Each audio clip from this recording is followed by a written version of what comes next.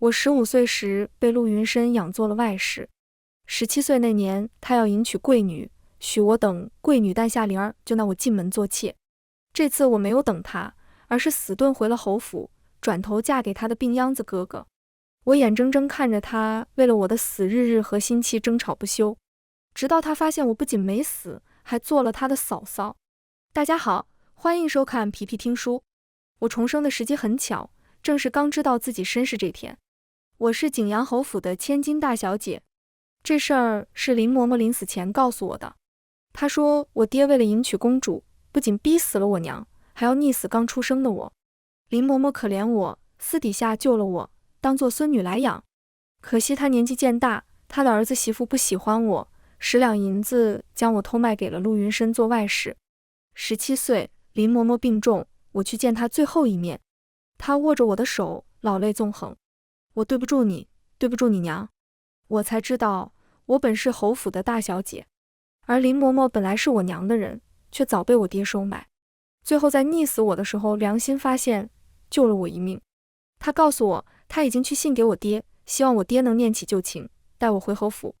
黄泉之下，也好去见我娘。可惜，直到她死，侯府也没人来，她含恨而终。彼时陆云深正要迎娶贵女，这次我没有回去，而是留下来办丧事。前世我因着对嬷嬷有怨，早早便离开了，错过了侯府上门的时间。林嬷嬷的儿子媳妇怕侯府追究，说把我许了外地的富商。侯府的人很失望，没做停留就走了。而我则一顶小轿嫁到了陆家，开始了痛苦的一生。没几日，侯府的人就来了，见到我，为首的管家笑眯眯的：大小姐安好，夫人给小姐定了一桩极好的亲事，还请大小姐回府备嫁。林氏夫妇惊呆了脸，哆嗦了几许，到底没敢把我卖出去做外室的事儿抖出来。我望着窗外翻飞的白布，几乎没有犹豫就点了头。侯府突然认下我，自然并非没有缘由，这亲事定然是有问题的。我知道，可我不在意。有些仇等着我报，有些人情我也得还。我要嫁的是陆云深的兄长。到了侯府，他们才肯告诉我，侯府和国公府早有婚约，定的是侯府大小姐和陆大少爷。可惜陆家长房势危，且大少爷体弱多病，不良于行，大小姐便看中了年轻有为的陆家二房公子。奈何陆大夫人闹得厉害，我爹为了免人口舌，这才肯认下我这个大女儿，准备把我嫁去给陆大公子。公主继母居高临下地打量我，仿佛在看什么不值钱的物件。虽然是个残废，也算便宜你了，总比你在乡野嫁个农夫给人做妾好得多。我垂眸，这倒是真的，嫁给陆云锦的确是比给陆云深做妾好许多。思及那个人，心底涌上密密麻麻的痛。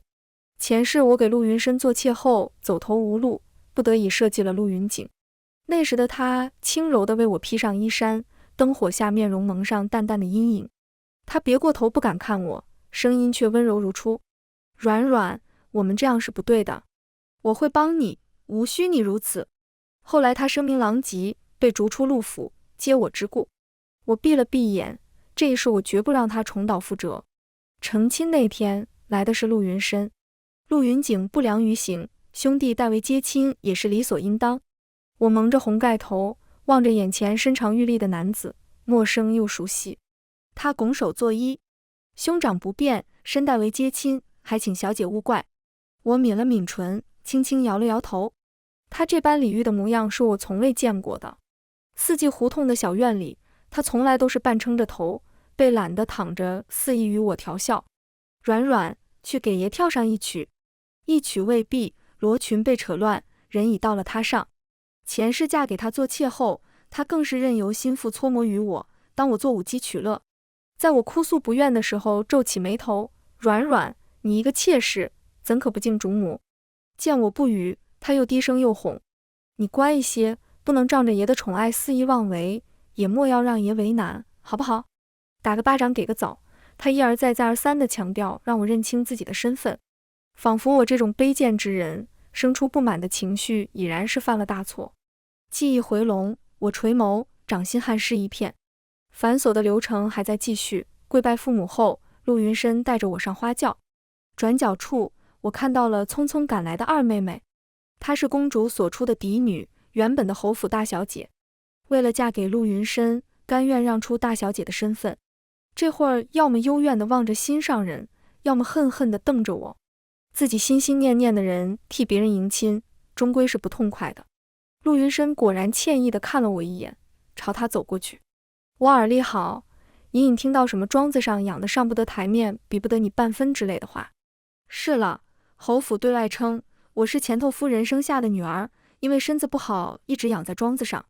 接着又是些甜言蜜语，哄得二妹妹很快脸色转晴。我悄无声息地站远了些。陆云深哄女人的本事一向很好，我知道的。陆云深要娶的贵女就是我的二妹妹，世事就是这般凑巧。前世的我知道这事的时候，整个人是崩溃的。侯府气我，陆云深也气我，他们真知重知的是我的亲妹妹，以至于后来我再也忍不住，揭开我真正身份的时候，彻底将自己陷入绝境。不知这一世我嫁给他的兄长，他和二妹妹是否能恩爱如初？花轿到国公府的时候，日头正好。到了快拜堂的时候，我还是没见到陆云锦。端坐着的婆母脸色不是很好，又等了好一会，终于有人出现，仍是陆云深。他神色自然，兄长身体不适，我带他拜堂。我浑身僵住，他意味深长地扫了我一眼，声音压低：兄长不良于行，伯母不想他人前出丑，这才拜托于我。我垂下头，有些酸涩。的确，陆云锦向来不喜出现在人前的。兄弟带拜堂的风俗，大梁一直是有的。若是新郎不便，为表对女方敬重，可请兄弟代为拜堂；若是对亲事不满，就是和公鸡拜堂了。我倒是没什么，不过我身后的丫头却瞪大了眼。她突然冲到陆云深身边，小声道：不可以啊，公子，县主特意交代过，不让您和别人拜堂，不如请只公鸡来可好？县主正是我那二妹妹。陆云深不耐，不过是个仪式而已，我已答应了伯母，至于县主那里，我自会解释。说着推开丫头拦着的手，大步向前。我拍了拍喜娘的手，也跟了上去。陆云深自诩君子，自然做不出失信于人的事，且我看得出来，未来婆婆虽然不太喜欢我，却不想给我没脸，我自然愿意配合。及时至，礼乐起，一拜天地。我与陆云深扯着红花，齐齐跪地，二拜高堂。我目不斜视，任由喜娘扶着我起身，再跪下。就在此时，一声惊慌失措的呼喊止住了我弯曲的腿。公子！有人急奔而来，顾不上满堂的宾客，直接凑到陆云深耳边：别院着火了，软软姑娘她没了。隔着头纱，我注意到她瞳孔顿时紧缩，身子微晃，几乎站不稳。手里的重量加重了些，原是他握紧的绸带已悄然松开。云深，一边的陆大人目露疑惑。陆云深脸色变幻几许，抿紧的薄唇张开，声音暗哑：去请只公鸡来。说罢绕过我，迅速消失在喜堂上。我合上双眸，深吸了一口气。我竟不知，原来他这般在意我的死活。满是寂静，没人想到会出现这样的事，也没人想到向来谦和有礼的二公子会在大婚当天给未来的嫂嫂难堪。端坐的婆母已经脸色铁青，声音几乎从齿缝里挤出来：去请只公鸡。不必了。不大的声音穿透过人群，紧跟着响起，在悄无声息的喜堂上掷地有声。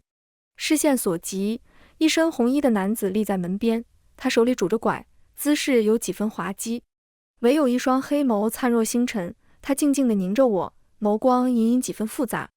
我的新娘自然由我亲自来娶。我浑身一颤，是陆云锦。这场婚礼并不是很完美，陆云锦身子不便，夫妻对拜时险些摔了跤，直到送入洞房，他才松了口气。他没有出去宴宾客，人群散尽，他揭开我的头纱，龙凤喜烛在燃烧，氤氲的光线里，我终于看清这张恍若隔世的脸。他唇边是淡淡的笑意，挑眉看我。娘子。我含羞垂首，心头涌上歉意。我有不堪的过往，这样子嫁给他，想来也是对他不起。不过既然重活一世，我总会想办法救他以及他这双腿。他似乎看出我的情绪，伸手将我揽入怀里。床幔被放下，满是旖旎。我心中存了事儿，次日早早便醒了来。等看到床单上的血迹，呆了一瞬，回过头，正好看到刚醒来的陆云锦，他似乎还未清醒，声音略哑：“怎么啦？”我不动声色地藏起准备好的鸡血，摇了摇头：“没事，换了环境有些不习惯。”他失笑，伸手将我按倒：“很快就习惯了，时候还没到，再睡会吧。”我顺着他的力道躺了下去，心中不觉疑惑：难道是昨晚他太粗暴了些，弄伤了我？不管怎样，也算是好事。闭上眼，我心中无牵挂，很快再度睡了过去。我看不见的地方，陆云锦微合的双眸突然睁开，黑沉沉的一片清明。清晨认亲的时候，陆云深还没有回来。陆二夫人的脸色有些僵硬。昨日陆云深突然离场，对外的解释是有公事要办，可他了解自己的儿子，八成是惹了什么风月。甚至我问安到跟前，都没有回过神来。好一会干笑着拿出一个玉镯来，不愧是侯府出来的姑娘，都是顶好的。我婆母脸上发黑，阴阳怪气地睨了他一眼，比不得县主，那才是真正正经的侯府千金。我咬了唇，没有吭声。陆大夫人嫁进门时也是个世子夫人的，可惜她丈夫去得早，世子的位子直接落到了陆家二爷的头上。再加上好不容易拉扯大的儿子也还个残疾的，她这些年过得很是不容易。若不是有陆老夫人看顾着，只怕这侯府的千金也是娶不进来的。谁知闹了一场，娶进来个庄子上养的。陆大少爷和陆大小姐，老爷子亲自定的婚约，哪怕不喜，也只得认了。陆二夫人张了张嘴，还是没有出声。他儿子做错了事，他只能忍了。更何况过不了多久，县主就要进门，他没必要和一个寡妇计较。县主的确婚事将近，这也是侯府急匆匆将我嫁出去的原因。我侍弄着花草，沉眉思索。去了这么久，陆云深也该回来了。果然当天下午，就听丫头的交头接耳声：“二公子回来了，听说身上都是灰，像是从火堆里出来的。这会儿脾气大的厉害，刚进门就踹了刘管家一脚。”我掌心一滞，微微侧头，脸颊传来一阵刺痛感，原是月季根茎的刺入了皮肤，几乎是瞬间，又连起了密密麻麻的疹子。丫头尖叫起来：“大奶奶，你的脸怎么了？”新进门的大奶奶脸上过了敏，消息一阵风一样迅速传遍国公府。陆云深听到这个消息的时候，睫毛都没动一下。他正在听陆老夫人和他母亲的训斥，连日的奔波让他几乎站不稳，心神也跟着恍惚。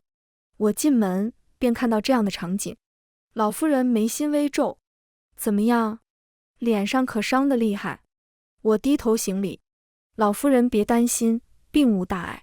府医说还不能见风，这才用面纱挡着。”许是红肿连着嗓子，声音还有些暗哑。陆云深瞥了我一眼，就移开眼去，继续看向陆二夫人：“母亲放心，县主我会娶的，婚礼正常准备便是。不过我既然答应了软软让她进门，就不能负她。不管是生是死，哪怕是个牌位，我也要迎进来做妾。”放肆！陆老夫人一巴掌拍在桌案上，面容铁青：“你养外室就算了，人死了你还要纳妾，我看你是疯了。”陆二夫人吓了一跳，忙拉着陆云深赔不是：“娘别生气，云深性子倔，我来劝劝他，娘你千万别气坏了身子。”说着朝我使了个眼色：“阿回，你且劝一劝，我先带云深回去好好思过。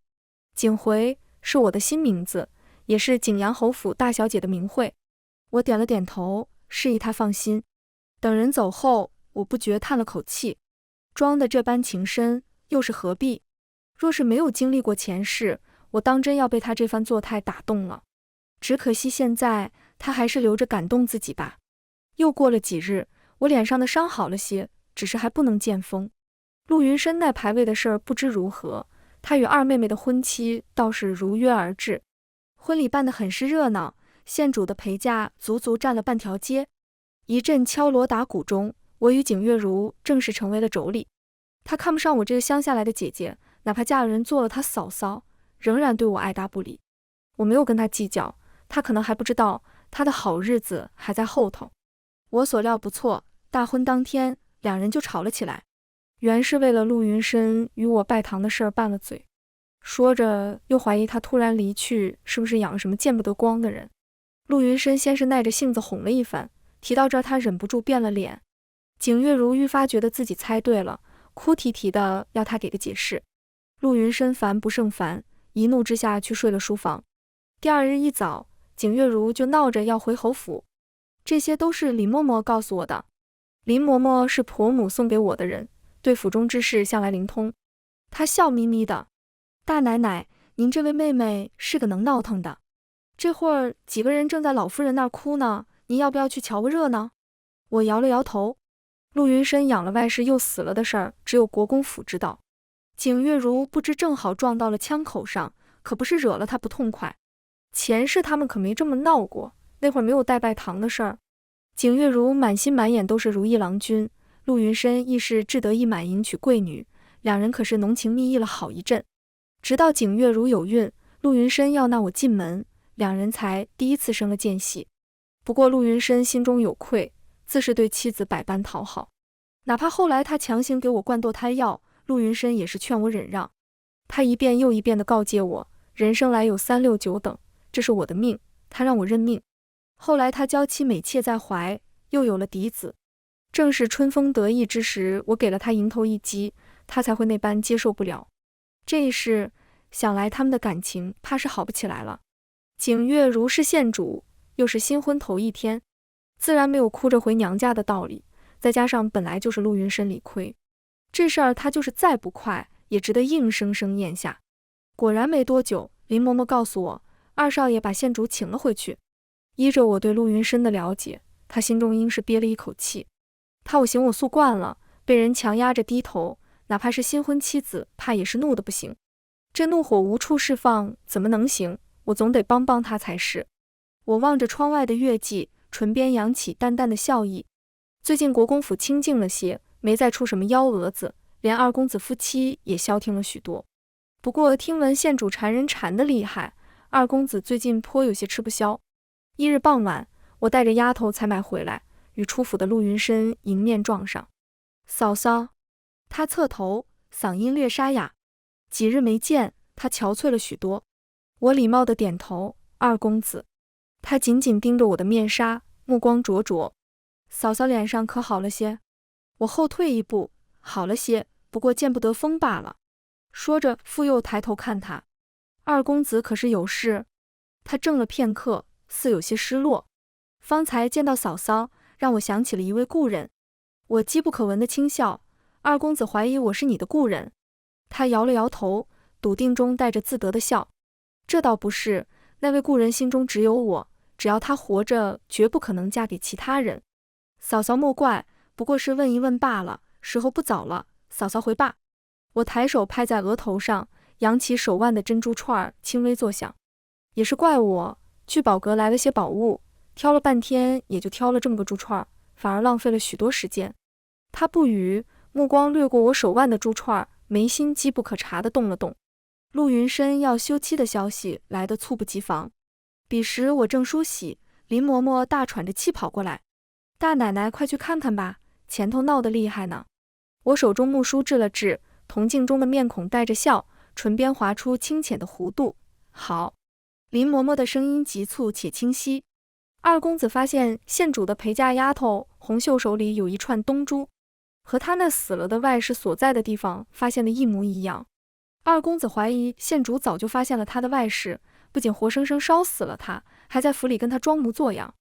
那外室可是二公子的心头肉，自从他死了，二公子就一蹶不振。这下发现是县主干的，他再也忍不了，非要休妻不可。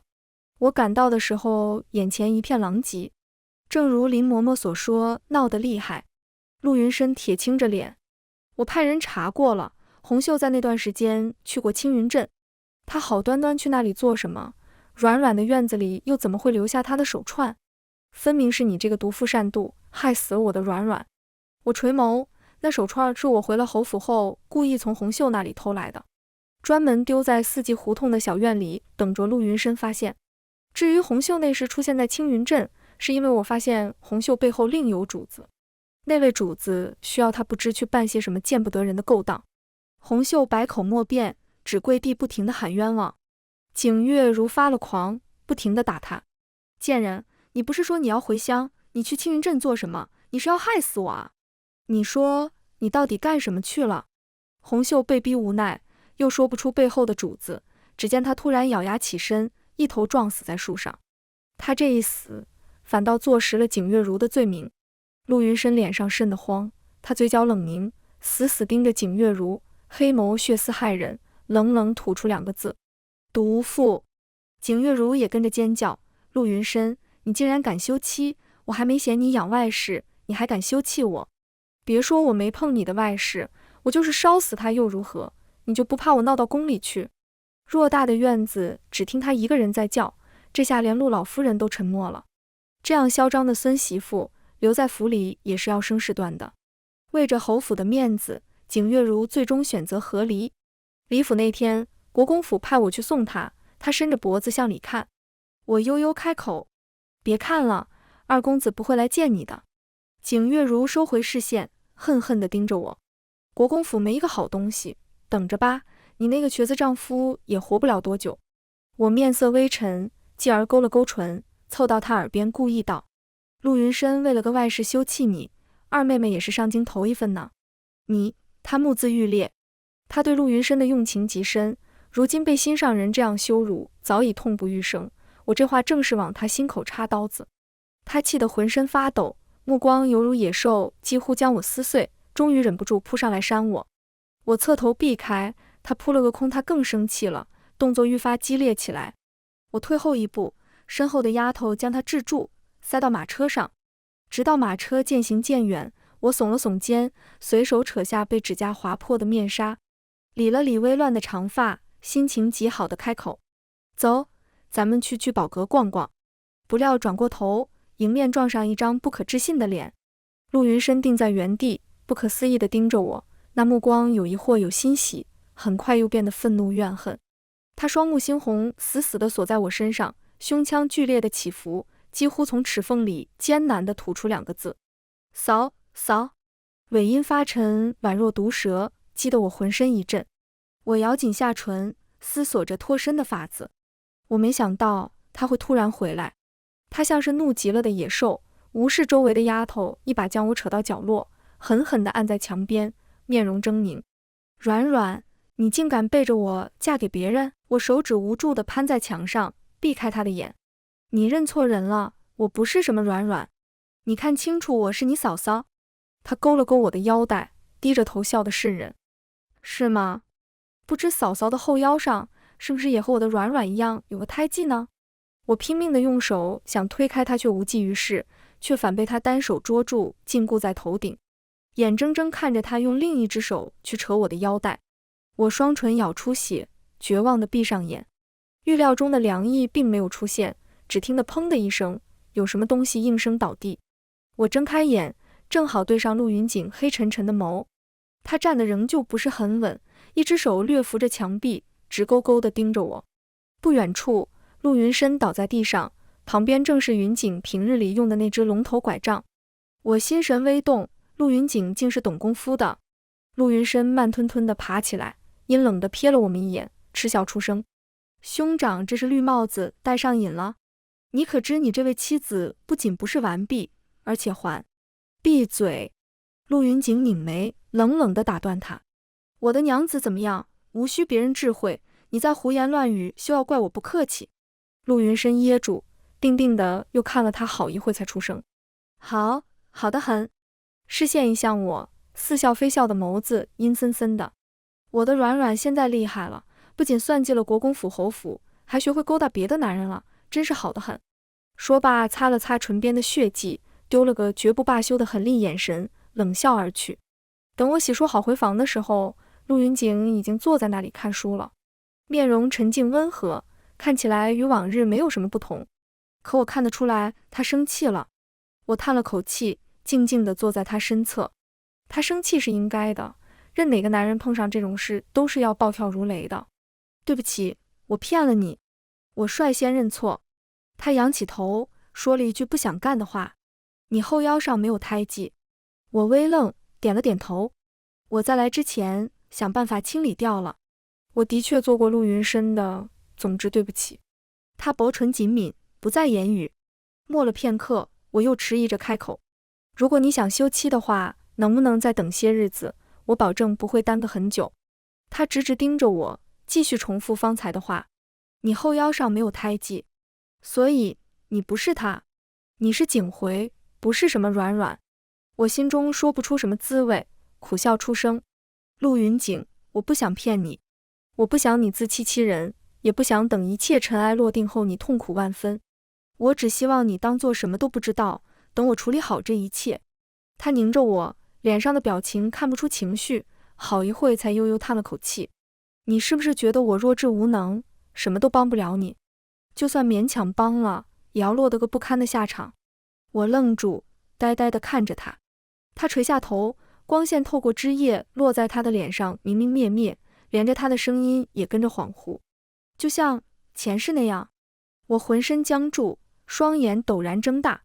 他站起身来，没有拐杖的情况下已能慢慢行走。他停留在我面前，半蹲下身子与我对视。你让我去寻汤神医，又想方设法请母亲出府，就是为了做这些？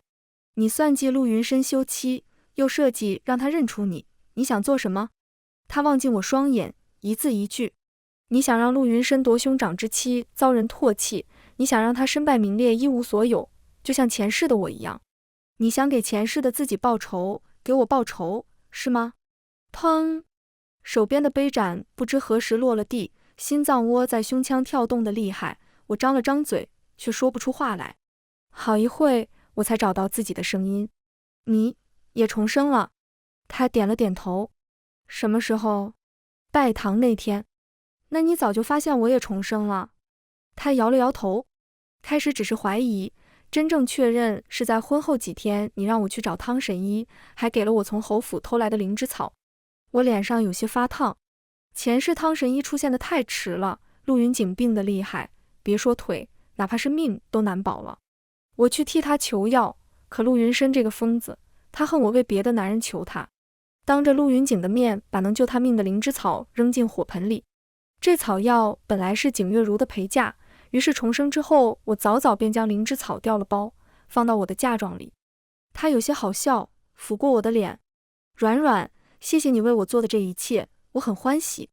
可是软软，之后你该怎么办呢？陆云深身败名裂，你又该有什么样的下场？你想和他玉石俱焚，值得吗？我闭上眼，大约是不值得的。可我没有更好的办法了，这已经是我这个弱女子能做到的最好的方式。身体被温热的气息笼罩，陆云景小心地将我带入怀里。再信我一次好不好？我们的仇我来报，不要再用牺牲自己的方式了，好不好？我哽咽，良久点了点头。这一夜，我们聊了许多，从前世聊到今生。前世我知道自己的身世后，也是满心满眼盼着侯府来接我的，可是直到我被接进陆府，也没人来寻我。后来我才知道，林氏夫妻怕被怪罪，不但隐瞒了卖我做外室的事实，还在事后逃之夭夭。我日日面对着同父异母的亲妹妹，处处受她的屈辱。终于在陆云深又一次为了他折辱我之后，忍不住哭喊着揭开了自己的身世。我知道这样做的风险，却没想到他们在短暂的震惊之后，立刻将我关了起来。等景月如再一次从侯府回来后，一杯毒酒递到我面前。侯府容不下一个给人又当外室又当妾的大小姐，我只能去死。她笑容冰凉地瞧着我，原来竟然是姐姐，只是姐姐要是能继续憋着忍着，这日子倒也能过，眼下却只剩下一条死路了。可我还是没死成，陆云深就下了我，景月如脸色很难看，两人发生了剧烈的争吵。最终陆云深赢了，他对外宣称我疯了，把我关进偏远的冷明院，永生不许外出。那晚他很生气，动作粗暴的几乎要了我半条命。他捏着我下巴，眼底很厉：软软，你能不能给也消停点？我管你是什么身份，这辈子你就只能给我待在这里，直到死。我是在这里认识陆云景的，确切地说，是我设计勾引了他。陆云深的父亲是未来的国公，可老国公临终前主义的继承人却是陆云景。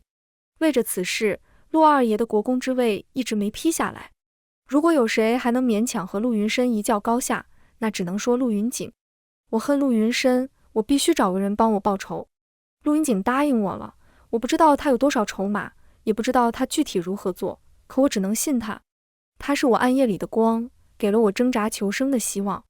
可惜陆云深发现了我们，他看到抱在一起的我们，暴怒得像一头狮子。说起来，那表情真让我愉快。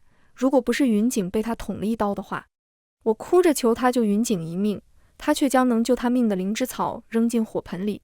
他恶狠狠的目光几乎将我撕碎。我们被带到陆氏祠堂，陆云锦身败名裂，被逐出府。我因为早就被当成疯子，又有陆云深求情，反而留下一条性命。可是我已经不想继续了，也好，怨也好，仇也好，恨也罢。在陆云深告诉我有人从河里捞出云锦尸体那天，我决定放弃了。万般皆是命，我认输。一根白绫，我解脱了这荒唐潦倒的一生。所以你就这样寻死了？陆云锦突然开口，打断了我的思路。我点了点头，他苦笑着握住我的手。傻丫头，你为何不能再等等我？我这才知道，河里的尸体不是陆云锦的，他根本没死。对不起，是我不好，没能救下你。他紧紧地拥着我，声音竟有细微的颤抖。可是我给你报仇了，用的时间有点久，不过我做到了。陆云深死了，景月如也死了，景阳侯府也被抄了家。可是你却看不到了，软软，你不知道我看到活生生的你有多欢喜。背后的力道加重，像是要被揉进骨血里。眼里不知何时染上诗意，我眨了眨眼，逼回要落下的泪。原来他真的做到了。有了汤神医在，陆云锦的腿一日比一日好了起来，渐渐看起来与常人无异。不知他做了什么，无人提起国公府门前的那场争执。陆云深至今未回来，除了陆二夫人日日担忧，其余人几乎当他不存在。至于陆二爷，他被圣上申斥禁足，已经许久未露面了。陆老夫人看我的眼神越发复杂起来，几乎所有人都发现了，这国公府在慢慢的变天。在一个风平浪静的午后，陆云深终于出现了，在他的身后还跟着京兆府尹和官兵。他抬手指了指我，笑意恶毒。江大人，这个就是我那逃跑了的外室，不知用了什么手段冒充了景大小姐，欺骗景阳侯府，欺骗我兄长，还请大人帮我捉拿归案。我知大事不好，强压下心底的恐慌，暗示嬷嬷去寻大公子。陆云深饶有兴致地看着我动作。软软，这次谁也救不了你。我被带到了府衙，在那里我见到了许久未见的林氏夫妇，两人跪在地上瑟瑟发抖。软软，你快和陆公子赔罪，快求求陆公子放过我们吧，求求你了。林娘子爬到我脚边，一把鼻涕一把泪。我们把你卖给陆公子也是为你好啊，你怎么能就这么逃跑了？还敢冒充景家大小姐，你这是抄家灭族的死罪啊！我惊住，景阳侯府明明找上门来认我，他们明明知道的，怎么会？我看了一眼神情自得的陆云深，原来他早就找到了林氏夫妇，并收买了他们。我不认识他们。我沉住气，冷静地开口。我是景家自幼养在庄子上的大小姐，景阳侯府能证明，而不是陆二公子的外室。陆云锦曾与我说过，万一外室一事被揭发，我只要咬死了自己是养在庄子上的嫡女，其他什么都不知道，剩下的交给他来解决。侯府最要颜面，自己的嫡女怎么可能是外室？而对陆云深而言，他要想留我做妾，我就不可能是侯府的嫡女。不管怎样，他们都默认了一个事实，那就是景阳侯府大小姐和陆云深的外室绝不可能是同一个人。陆二公子，陆云深半眯着眼笑。软软怎么这般生分？爷本来想着你要是乖乖认错，爷还能给你求情，保你一条贱命，你却还想着景阳侯府救你。他嘴角牵起诡异的弧度。你以为景阳侯府认了你就万事大吉了是不是？哈哈。说罢，朝着小门处躬了躬身。公主，请吧。随着话音落地，一身雍容的女子从容地走了进来，正是景阳侯季氏夫人昌平公主。在她身侧是许久不见的景月如。女子漫不经心地扫了我一眼，悠然开口说来也是本宫的家事，不想惊闹到这衙门来，倒叫方大人为难了。一直不冷不热的京兆府尹当即走了下来，点头哈腰。不知公主有何指教，尽管说来就是。昌平公主皮笑肉不笑，侯爷乡下养了个姑娘，我本想着年纪大了也该嫁人了，不成想婆子们胆大包天，竟弄了个假的小姐来糊弄本宫，而真的侯府大小姐早就被他们折腾死了。说着伸手指了指我，嗓音愈发冰凉。假的也就算了，竟还是个破了身子的外室，闹得月如被迫和离。我浑身发冷，不可置信地盯着他。侯府这事也被陆云深收买了，还是在密谋些什么？视线一向陆云深，只见他得意地扬了扬下巴，无声地笑。都说谁也救不了你了。我低垂下眸，声音很轻。公主的意思是，我不是侯府大小姐景回。他半是嫌弃，半是讥讽。一个冒牌货，你配吗？我睫毛眨了眨，遮住眼底的神色。算算时间，也该差不多了吧。果然，不等京兆府尹下定论，一道震怒的声音陡然传来：放肆！明皇的身影由远及近，来不及等众人跪拜万岁。皇帝猛地将手中的信件一摔，恨恨出声：昌平，朕当你是亲妹妹，你就是这么待朕的。在皇帝身后的陆云锦目光一向我，悄悄地眨了眨眼，嘴皮子动了动：辛苦了，娘子。这边昌平公主简直不敢相信自己的眼睛，惊慌失措地去翻那些信件，正是他和二皇子来往的信件。皇帝痛心疾首，要不是朕亲自去了一趟景阳侯府，朕还想不到你竟然和陆家联合在一起，参与皇子夺嫡之争，来密谋朕的皇位，你这是盼着朕死啊！说着又看了看我，表情怪异。景回这丫头可是和景阳侯滴血认过亲的，现你跟朕说她不是侯府大小姐，你把朕当傻子耍吗？皇兄！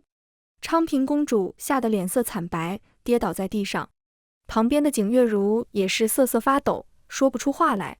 至于陆云深，一会看看我，一会又看看陆云锦，目光呆滞，形容疯癫，抱着脑袋拼命地摇头。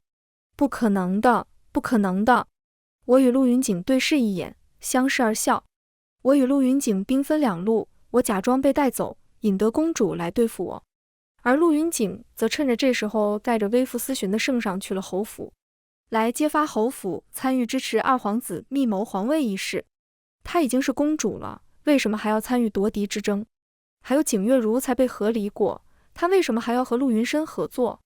事后我趴在陆云锦身上问他，他悠悠叹了口气，大约是人心不足吧，对他而言，儿女情长哪里有权力来的要紧。说着看向我，双眸愈发幽深。二皇子最近风头正盛，陆云深深得二皇子信任，也是忘形的厉害，他们不知道这是圣上有意放纵，要的就是顺藤摸瓜，一网打尽。政和9年，二皇子因密谋造反一案被圣上处决，其背后党羽皆被清算。景阳侯府被抄家流放，昌平公主被送到广陵寺青灯古佛一生。陆家二房因罪孽深重，被夺国公世子之位，权下了大狱，择日处斩。陆云锦一脉因为涉及党争，且与二皇子一案有功，圣上特许继承国公府爵位，成了大梁最年轻的国公爷。陆云深被斩首前，我去见了他，他憔悴了许多，双眼布满血丝，困兽一般拉扯着牢门，视线死死地锁在我身上。为什么？爷对你不好吗？你为什么要离开我，嫁给别人？我突然觉得好笑，他对我的好，就是把我当动物一般耍弄，就是教我委曲求全，任由别人欺辱我。见我笑，他突然低垂下头，喃喃出声：我昨夜做了个梦，梦见你嫁给我做妾，梦见月如欺辱你，还梦见你跟了陆云锦，我告诉你他死了，然后你就吊死在我面前。说着抬起头，直直盯进我的眼。你也做过这个梦吧，软软？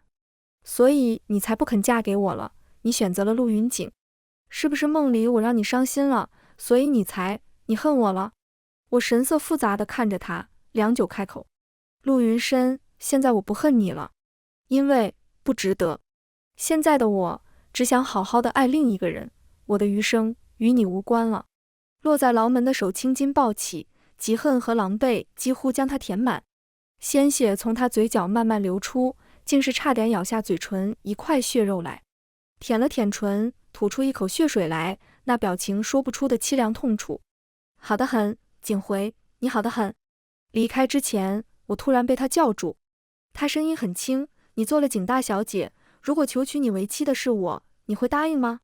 身后的声音轻得机不可闻，隐隐有几分期待，似乎在等待最后的救命稻草。不会。我没有回头，干净利落地捏碎他最后的希望。不再停留，我迎着光的方向大步向前。牢门口，陆云景负手而立，听见我的脚步声回过头，朝我微微一笑。我依笑颜站开，奔向我的光。全文完，皮皮听书，感谢您的观看，每天上新精彩小说，喜欢就订阅吧。